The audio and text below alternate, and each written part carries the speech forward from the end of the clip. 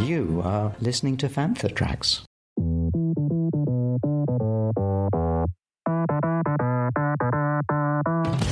It's time to get all your Star Wars news in a single file. This is Canon Fodder. Here are your hosts, Mark Mulcaster, Brian Cameron, Matt Booker, and Mark Newbold.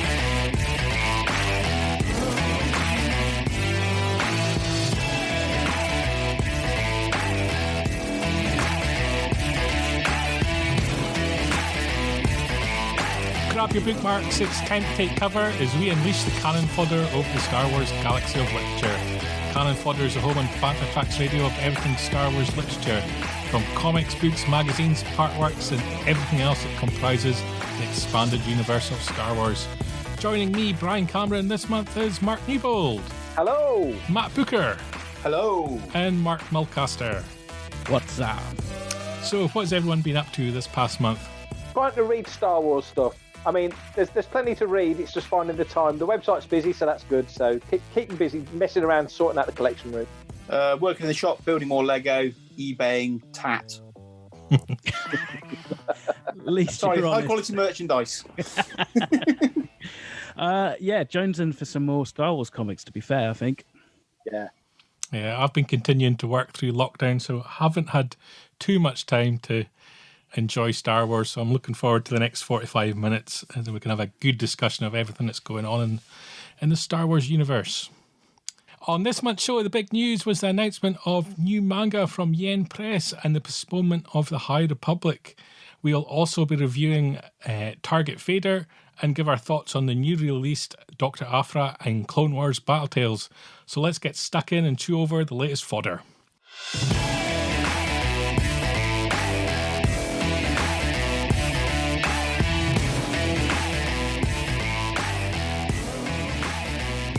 Coming on the 17th of June, we've got Lego Star Wars Magazine issue 60. It's going to feature a 44-piece A-Wing build. And it's lovely. It is. It looks beautiful. Yeah. And we'll get the usual Lego comics in that as well. So we'll have something up on the site when that's released. We also got the news that Thrawn Ascendancy, Chaos Rising, is going to be releasing a little bit earlier. Instead of the original 6th of October release date, it's now going to come out on the 1st of September. So everybody, what do we want to see from this latest installment in Thrawn? And in fact, should there be more Thrawn? Good question. For me, the most recent trilogy didn't really land as well as I was hoping it did, for me personally. I just found bits of it really quite slow. The middle chapter was quite fun, having that interplay between Anakin and Vader. But I don't know, it's just like he's almost getting too clever for his own good and therefore almost infallible. So, I mean, this is obviously set before his kind of transition over to the Empire. So hopefully we could see him learn some really valuable lessons, I think. I've only done the first book and I really enjoyed that, but I've not done the other ones yet. It's on the list to do when I get around to it one day.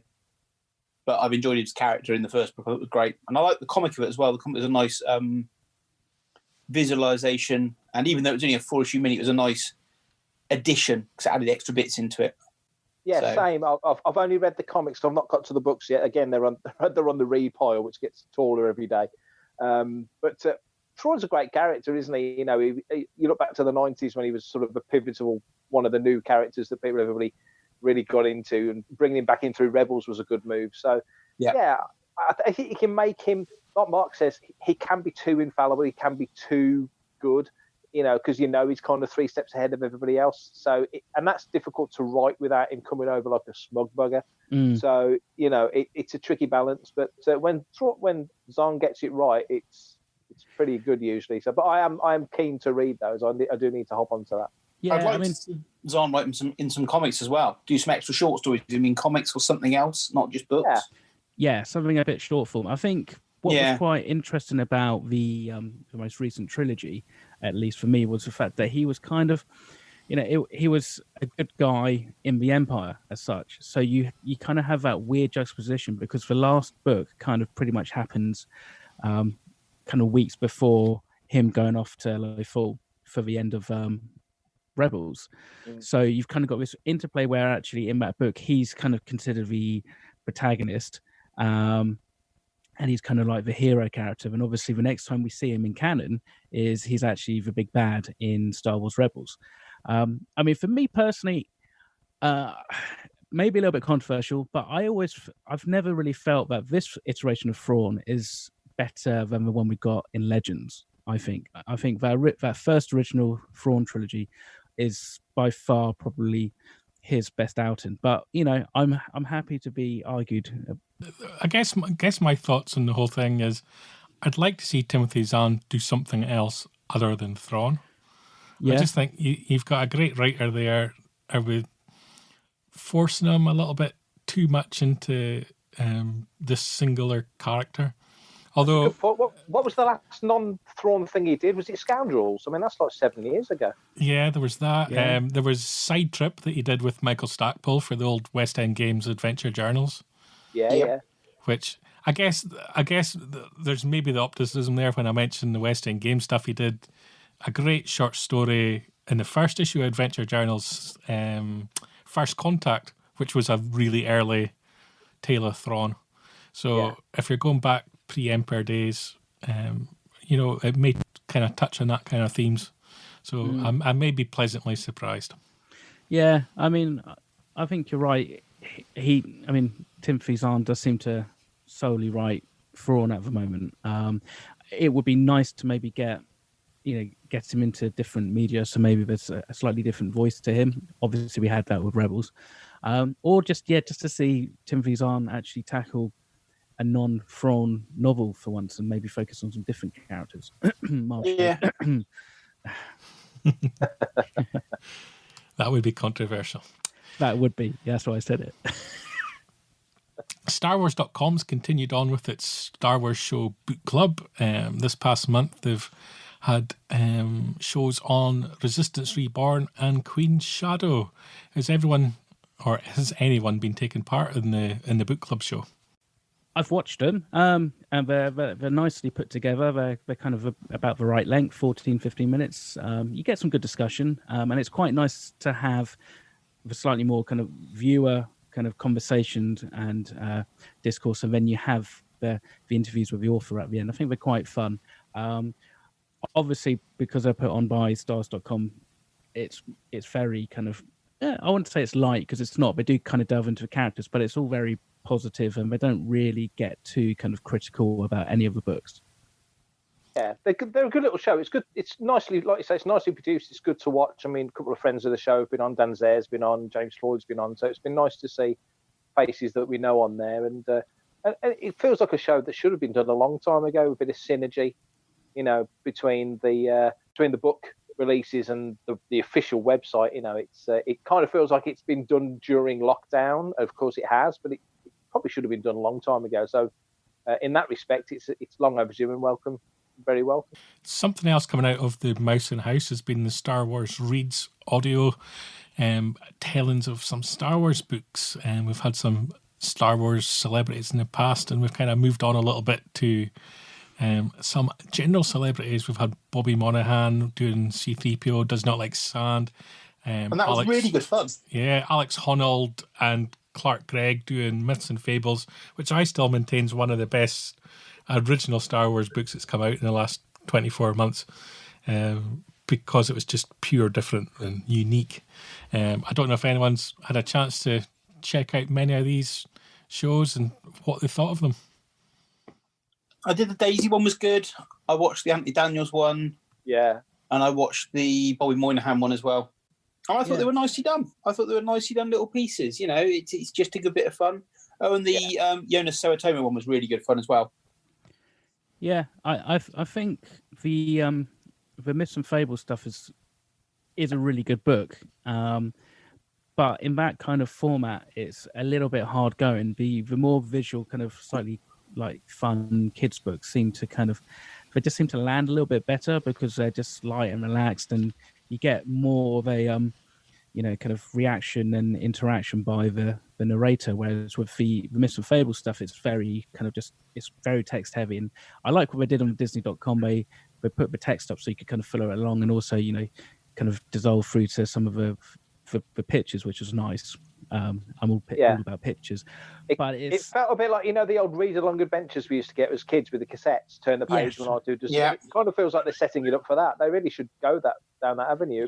Do something like that. That'd be quite fun. Yeah, definitely.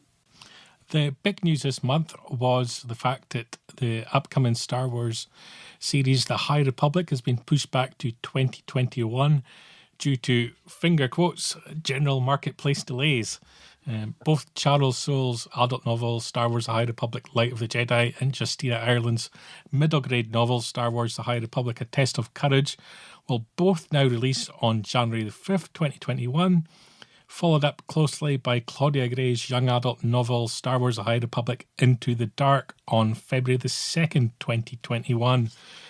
Michael Siglain, the creative director at Lucasfilm Publishing, accompanied that announcement with a lengthy statement about the series and why they were making the decision to delay it. Are we disappointed by this delay, or were we kind of expecting it? With the whole lockdown and everything being pushed back, I think I was expecting it, to be honest. Yeah. All the comics publishing has been halted for 2 months, and that's been pushed back. A lot of books have been pushed back. We're only getting the Lego Star Wars magazine. All the other Star Wars magazines have been pushed back, like the Adventures one and Insider and stuff. Yeah. So I kind of expected it to happen. I think everything, cinema, TVs, all stopped being made and stuff on the most part. So I think it's a sensible idea to push everything back to give it its open slot rather than get confused along with everything else. Yeah. It's too big a series, isn't it? It's too big a series for them to rush it out. It get lost in the ether. There's a potential, if we've talked about it on Making Tracks, there's a potential if High Republic lands and they stick the landing and it's a great first series, those 3 books you mentioned, Brian, if those all come out good and the IDW stuff, the Marvel stuff all works, there's clearly the potential to expand it above being just a literature era. It could become something more. So yeah, they definitely get Christmas out of the way, hit January. Kids got money burning holes in their pockets, stop buying the books in January, and do it that way. I think if they release it in August, I think originally it was supposed to come out 2 days before Celebration. We still don't know what's happening with Celebration. Officially, it's still happening. It would have worked great in August to tie those two things together, but I mean that tells you something as well, doesn't it? That they've moved it beyond just that, Beyond so August. yeah, it's a good move.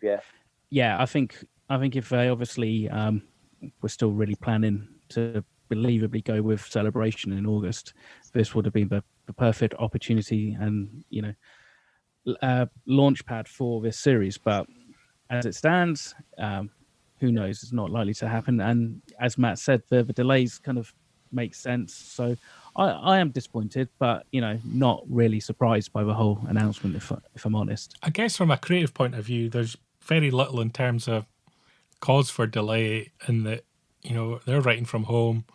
Lockdown particularly doesn't really affect the artists, the writers, but it does buy them more time on a creative level to enhance the story.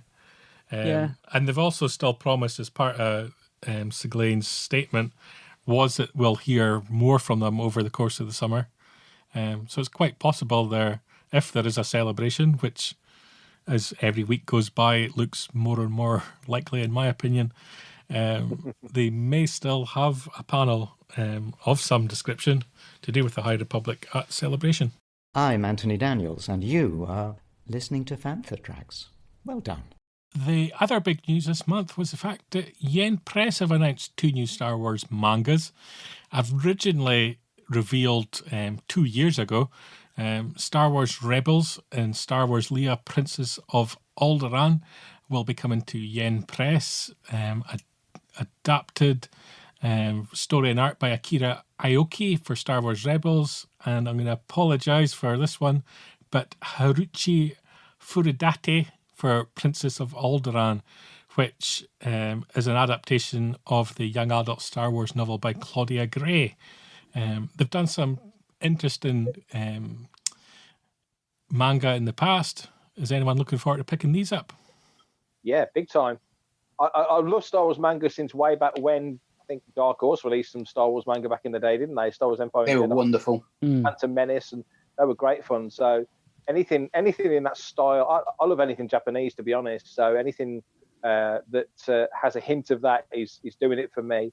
Currently working my way through my Japanese paper bills to get all the films and get those all done. But yeah, I'm looking forward to it. They're always a good read, and the artwork's generally absolutely gorgeous, so it's worth it for that. I'm looking forward to the Rebels one because I actually really enjoyed that cartoon. So I think it'd be quite nice to have some extra stories. I know there's been some in the IDW books, but I can't get them, so I don't. We were given more details from Insight Editions on the Lightsaber Collection by Daniel Wallace, which comes out later this year. It's going to be a comprehensive visual guide of numerous lightsabers found within the Star Wars galaxy, from the movies, animated series, comics, video games. And I believe the original plan was to include 2 lightsabers from the High Republic. The fact that this book, I think, comes out in October and the High Republic doesn't start till January may change things. I don't know. What do you guys think of this kind of publication? Because it's a very narrow focus. Is it something that we really need? If you've seen the book of Harry Potter ones out there, which is literally a book of freaking sticks, you can make one of lightsabers. I think there's room for it. I mean, there's, Mark will know better than me, obviously being in a costumer, there's obviously an interest in sabers in that respect, as a prop. So there's going to be interest there, and it'll be useful for costumers from the visual side of it, because I would imagine they show every aspect of the sabers. But like you say, if you can go right into canon, into legends, into film, TV, and media, and pick out the best sabers from all of it, and it's hardly a spoiler if they did put a couple of sabers from High Republic, unless it's like a Swiss Army knife saber we've never seen before or something. But I think there's room for it. And Insight Editions do gorgeous books. They bound them nicely. They're sturdy books, physically nice books. So I'm certainly looking forward to that. I look forward to reviewing it on the site, certainly.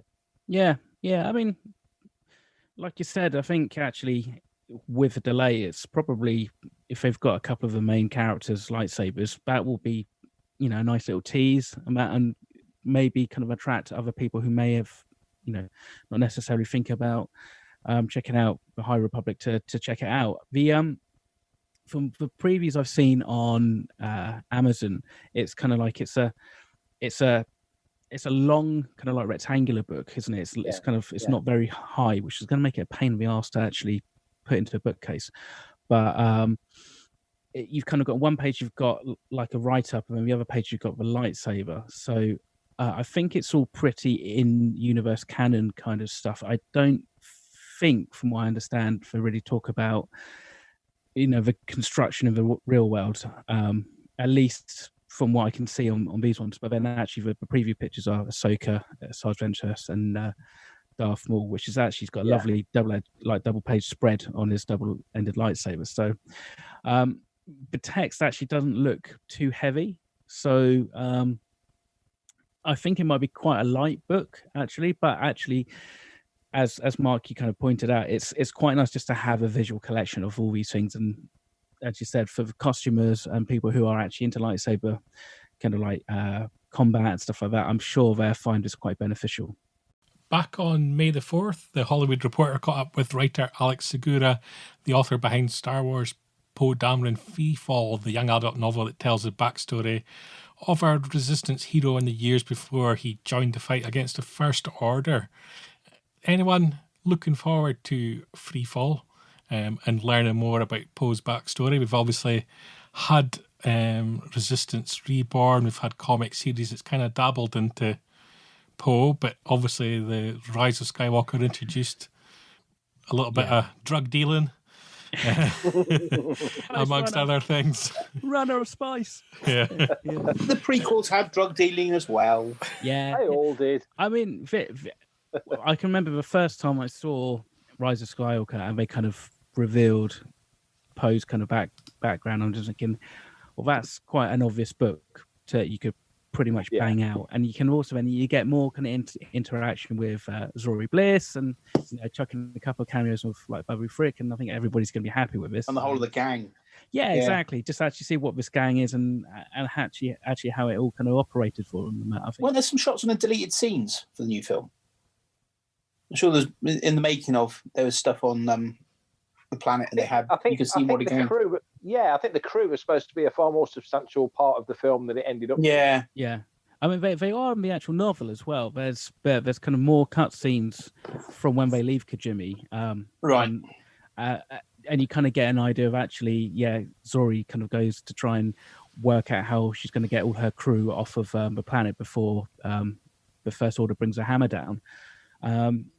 But again, you don't really get a full sense of scale. So this could be something that they could probably, expand on quite easily. I think it'd be quite fun. Yeah, I think like any of the characters that end up joining a resistance or a rebellion or even an empire, there's generally a backstory to most of them. We've got Cassian coming, and Cassian said in Rogue One, "I've been in this war since I was 6 years old." So even that tells you something. You're not going to get pre-6-year-old Cassian stories, but nevertheless, you'll have young Cassian stories, and there's opportunities to tell things there. And it's the same with Poe.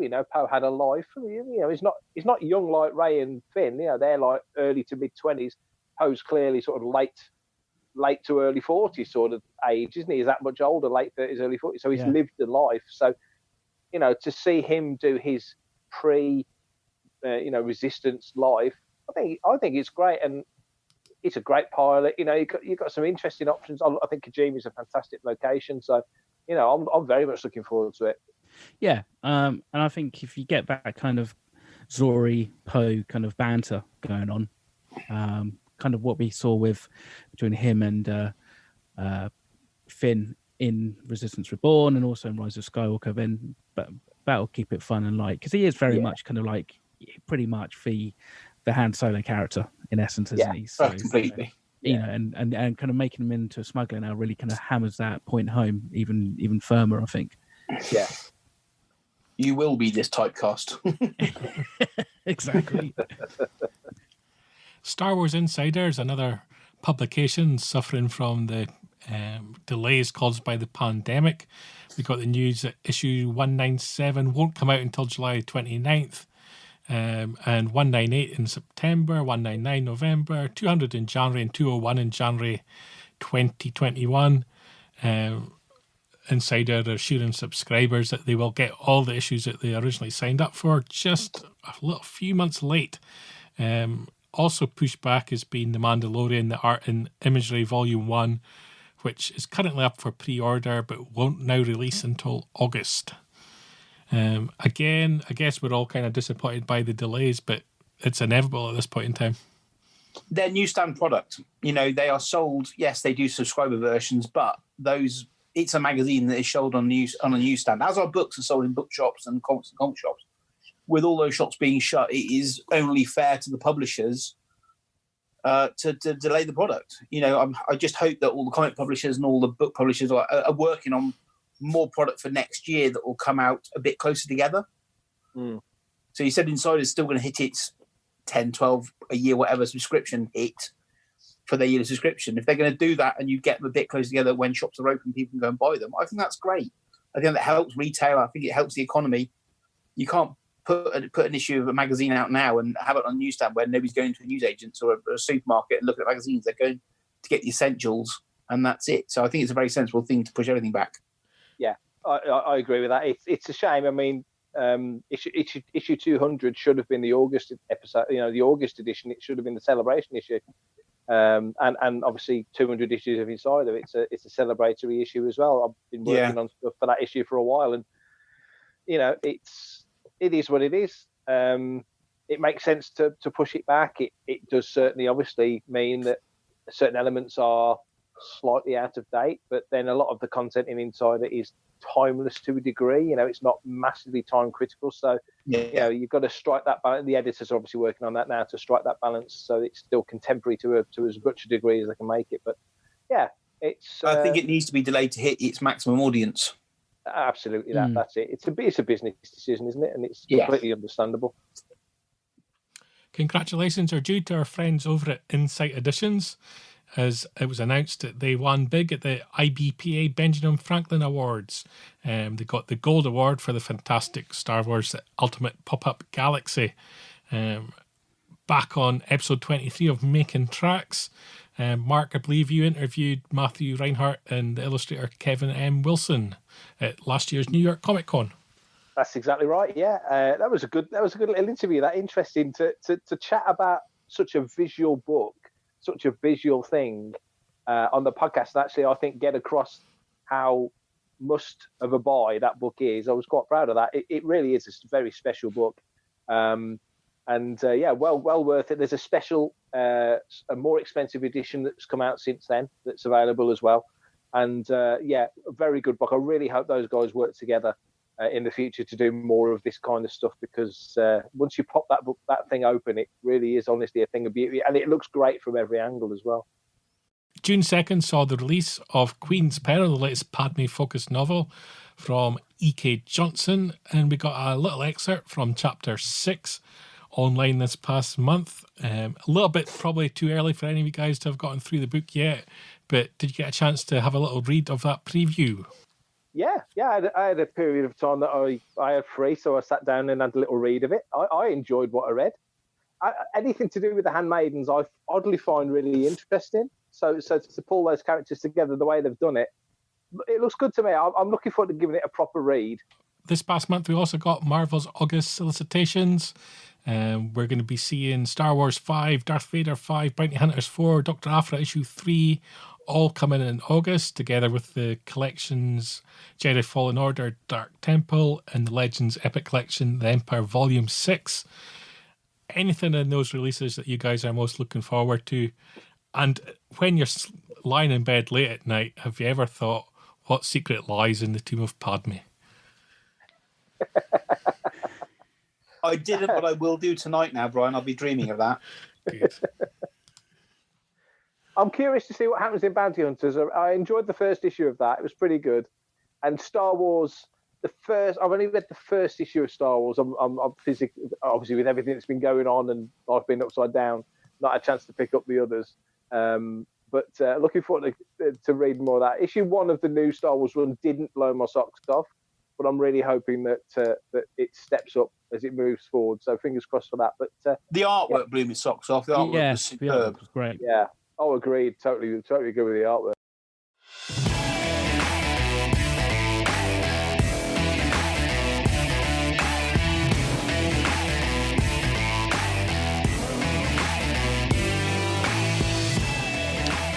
In the reviews this month, we're looking at Target Vader, Dr. Aphra issue 1, and from IDW, the Star Wars Adventures Clone Wars Battle Tales issue 1. So guys, Target Vader takes us back to a classic Marvel character in Valance during his time as a bounty hunter. The series comes from the pen of Robbie Thompson with art by Mark Laming. Was published back in July of last year and monthly then on.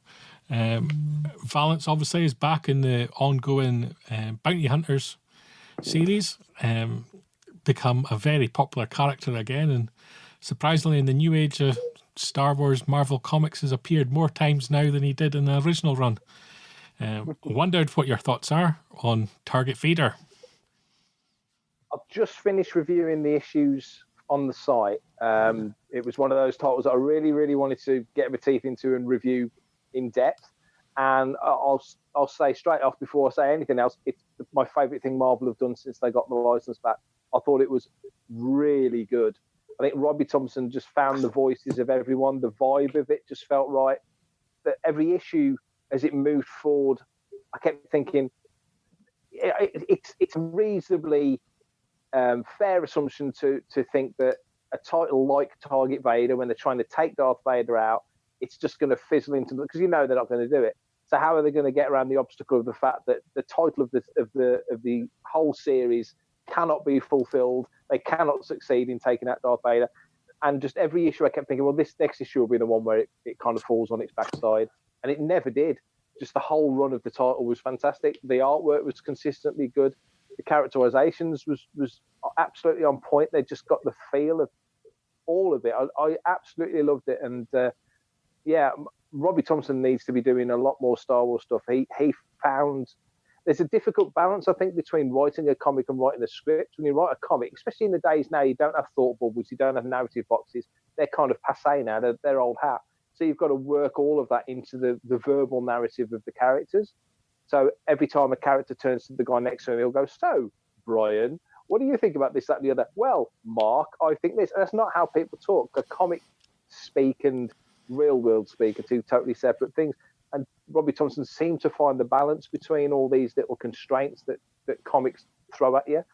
I just enjoyed all of it. It kind of kicked off a little bit like the old newspaper tale from would have been late 70s, early 80s, the Bounty Hunters of Ord Mantell that Dark Horse collected. But the artwork was so much more on point and more in depth. Yeah. So you got like a real more grimy, better vibe of the underground of Star Wars.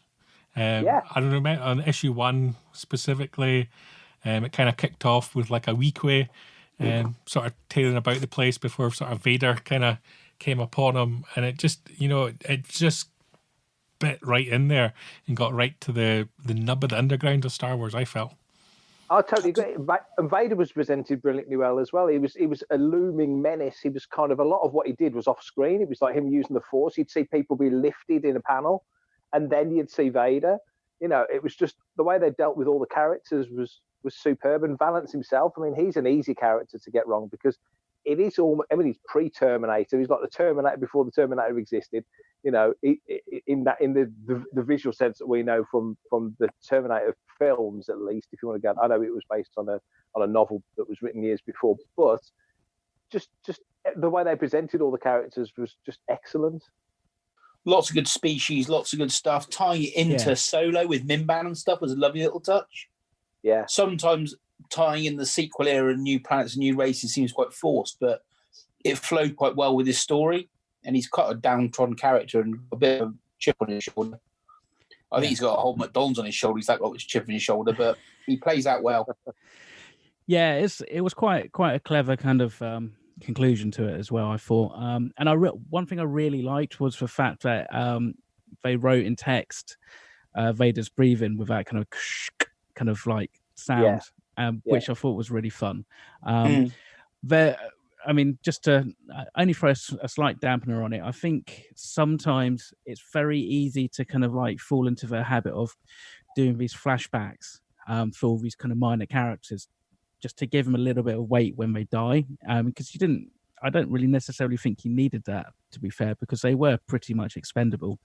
And I think we could have done with more kind of like balance in that aspect, really. I mean, you got a lot of his backstory, which was quite cool, but I found his other cohorts were kind of obviously very expendable, as we kind of knew they would be, and so the flashbacks kind of like didn't really kind of land for me. It's great seeing Dengar again, being Dengar and being a two-faced so that's cool. In his toilet paper tuxedo, no less. Yeah. And the Tuscan female and a female Gamorrean guard, and there was lots of little nice touches throughout it as well. They visited Coruscant, and they went to level 1313, which, if you remember, was the intended LucasArts Bounty Hunters video game. And so there's just little tiny little things like that were dotted throughout the series, which, if you're a bit of a geek like me, I kind of like that kind of stuff.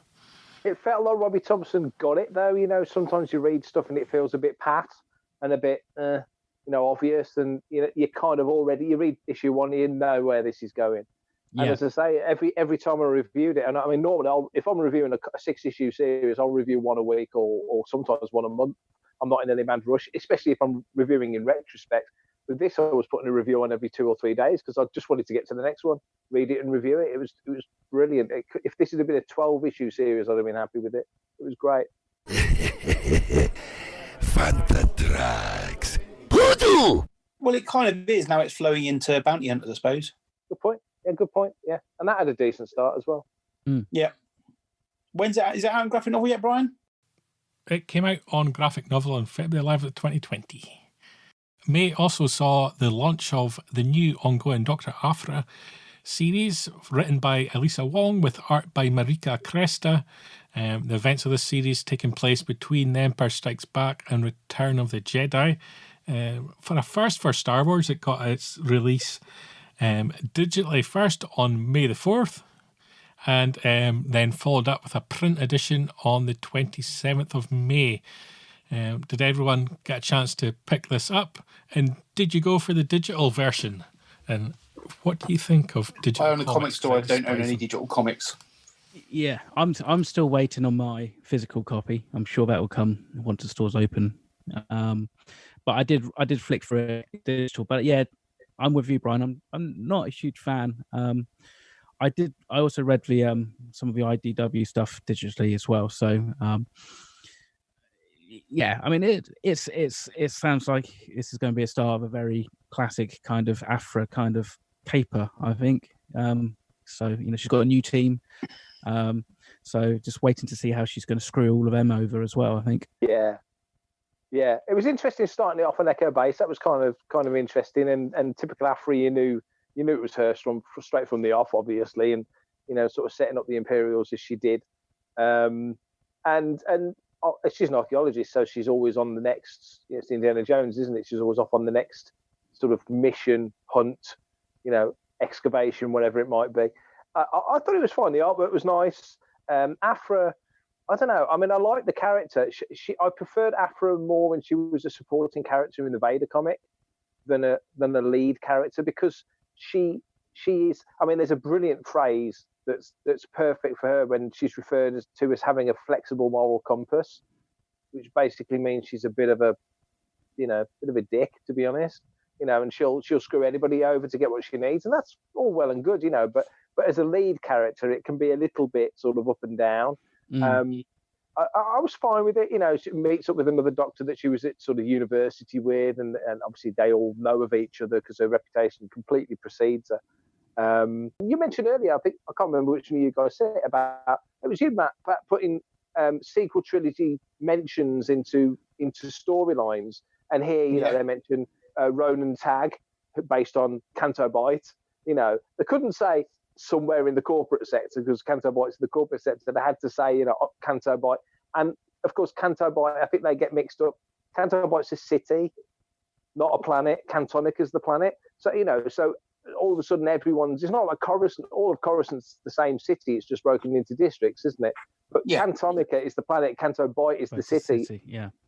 And we've had loads of mentions of Canto Bight. It's a monstrously big. I get Galaxy's Edge. I get them pushing Galaxy's Edge. And like 5 years ago, if we'd have had a lot of fiction, then it would have been they're at Maz's Castle on Takodana or whatever. It's that kind of location.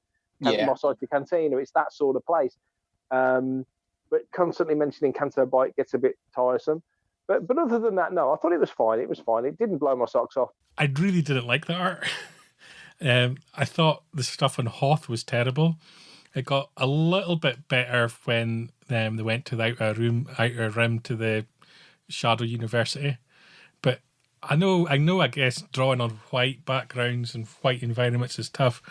Really didn't like the art, and I hope it massively improves as this series goes on, because it just felt weak. I just thought the art was very flat. Yeah. And some of the faces were dreadful.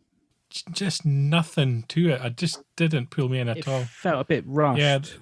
And a little bit kind of, say, juvenile. When you compare it to some of the artwork in like Target Vader and stuff like that. I mean, I suppose it kind of reinforces maybe the fun aspect a little bit. But it just, I don't know. We've had better artwork from... It was very light. Was it Kev O'Neill doing the artwork originally? Was it Kevin O'Neill? No, Kevin O'Neill didn't start, but Kevin O'Neill came in later on with Vader. I mean, the first, but the early run of Aphra's artwork volume 1 of Aphra, the early stuff was really good, and then it just got worse and worse. When you flick through the issue, there's like half a dozen pages where the backgrounds are just a solid grey wall or a solid beige wall. Yeah, it's just and badly drawn faces and all the rest of it. I wasn't impressed with it at all. So I disagree on that one, Mr. Newbold. Fair enough. Where would you like the series to go? I don't know. I think Afra's. I mean, it's cool when she comes. The whole Vader thing worked because for some reason he gave her the latitude to be cheeky, and it was kind of fun for a while. And she was great when she was with the two droids. The crazy murder droids, 000 and BT. That was it. So they were fun. And having Black Chrysanthemum's there, but he's totally underused. So that was interesting. But he's just a heavy, though, isn't he? He is. Black Chrysanthemum looks fantastic. It's a good-looking character, but he has no character. Yeah, there's more they could do with that guy. Definitely, he's got no charm or anything to him. Not like Chewbacca. I suppose it's hard writing a Wookiee, in a comic, to give a bit of charm, a bit of character, but he doesn't have anything really. He's just sort of the side lunk, the heavy. Yeah. But they could do more. They could definitely do more with him, I think. It kind of feels that she's missing a foil. Obviously, she's got Ronan Tag, which I guess is supposed to be the counter to her, but she kind of needs an opponent. And he just doesn't feel like he fits. No, he looks too posh. Yeah. Well, yeah, he just feels like he's going to be a little bit the sport rich entitled rich guy character that kills these underlings when he gets tired and. And then she gets away with all his cash or something. Yeah. Okay. We'll see where it goes. There was enough in it to make me think, well, I'll definitely read issue 2. The last issue that we're going to look at and review this month is from IDW, Star Wars Adventures, The Clone Wars Battle Tales, issue 1. This was originally supposed to release one issue a week throughout the month of May, and then the whole drama of the pandemic occurred. And that didn't happen, so we are now getting it monthly.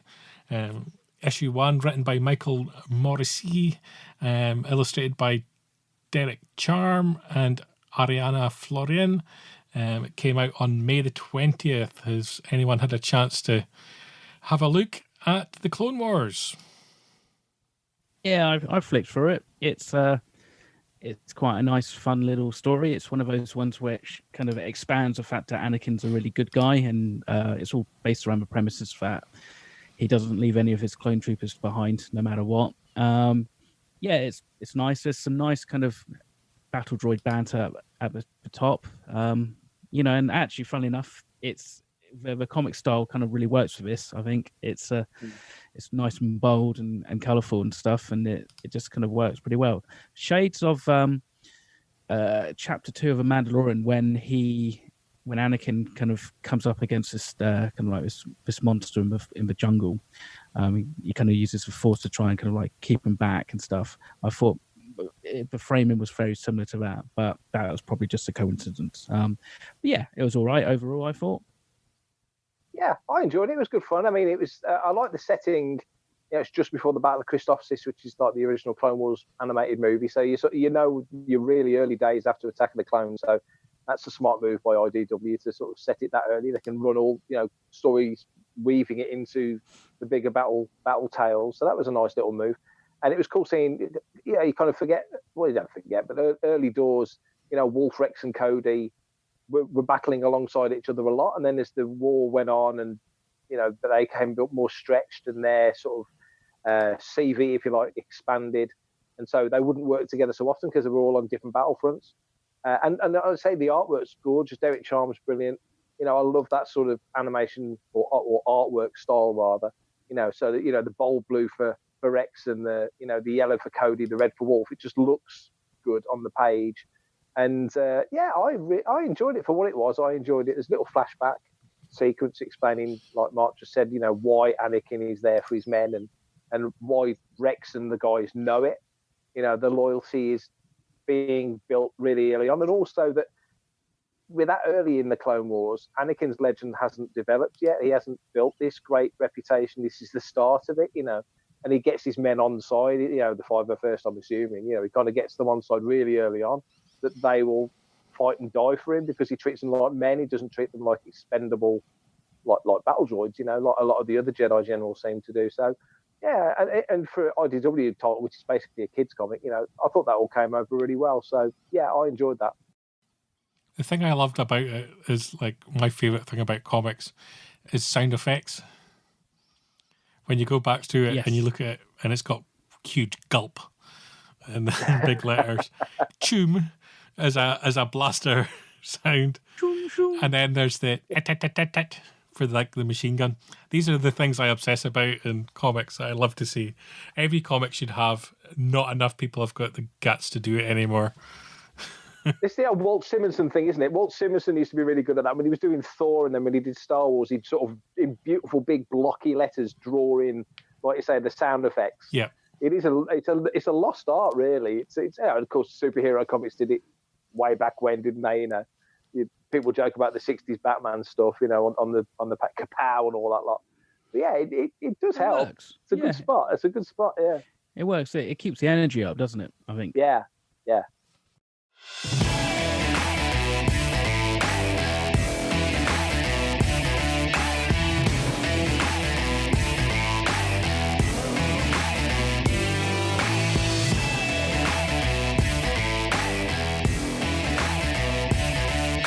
Coming up later this month, we've got Where's the Wookiee? The search continues. Will we be able to find a Wookiee in a world of social distancing? Galaxy's Edge, Traveller's Guide to Batuu.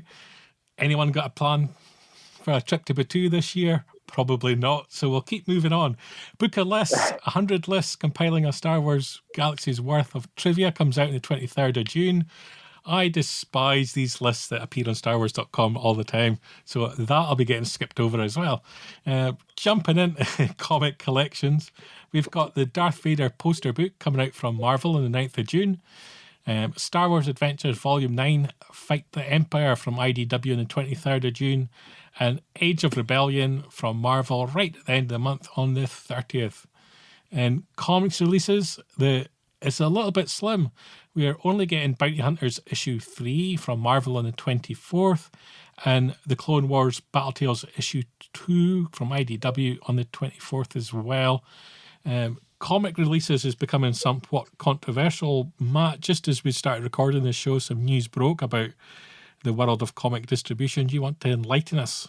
DC have decided to leave distribution from Diamond Comics, which they have been with exclusively for about 20 years and been distributing with them a lot longer than that.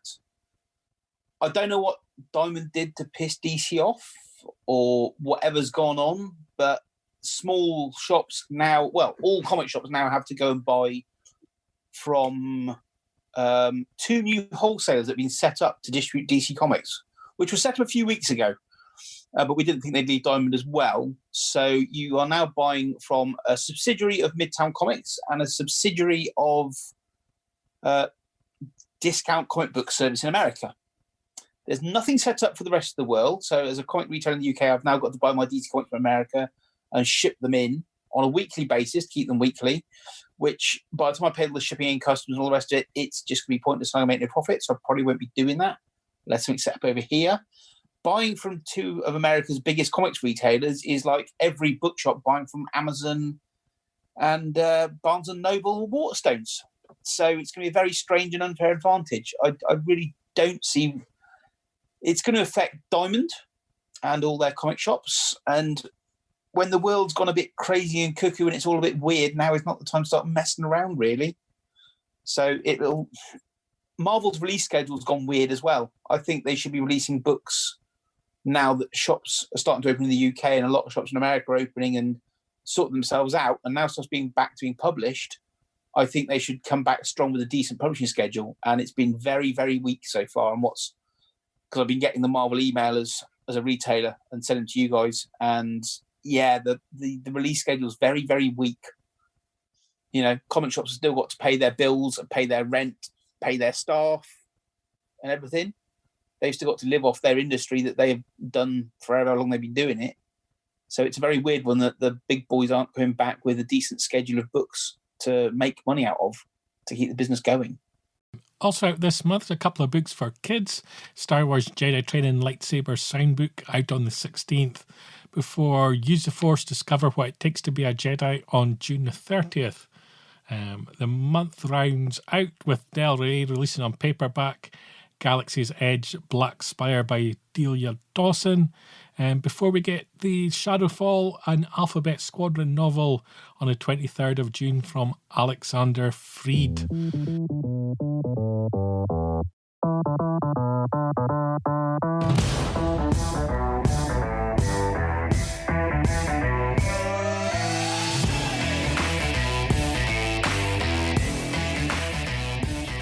thanks for listening to this month's Canon Fodder. If you want to be part of the action and stay updated on all the latest Star Wars news, be sure to check out panthertracks.com or download the Panthertracks app to follow us on your mobile device. You can reach out to us and send in your listener questions by emailing radio@panthertracks.com. Comment, like and share on any of our social media feeds at Panthertracks, and be sure to subscribe, leave a review, preferably a 5-star one, on Apple Podcasts, Google Podcasts, Spotify, or your podcaster or smart speaker of choice. Coming up next on Fantha Tracks Radio, it's Making Tracks.